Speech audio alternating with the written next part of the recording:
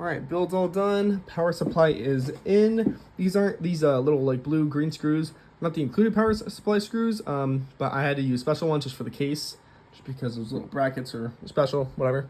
As for power supply, it's absolutely perfect. So, I mean, that's not really a power supply thing, it's more a case thing. But as for the actual power supply, we have our button, our power supply port, a white fan on the bottom, or on the back for me at least. And then all the cables, I mean, it's hard to see, but you have two SATA ports, and you have lots of SATA ports. You have your CPU port over on the top, or I mean, if it's on its bottom, it's top right, but for me, it's way in the corner.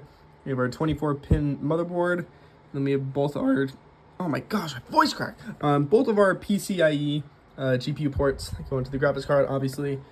Yeah, and obviously keep in mind if you do use these cable mod cables, just know that these are specific to this exact power supply. There's different cables for different power supplies. Obviously, you don't want to get the Corsair ones for like an EVGA power supply, so you got to be very careful with that, or else you're gonna go kablam.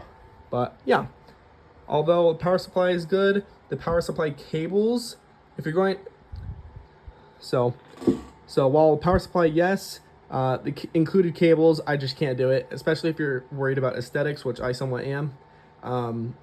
It's just not it for me. It's just too plasticky looking. So I got these cable mod cables, and I don't regret it one bit.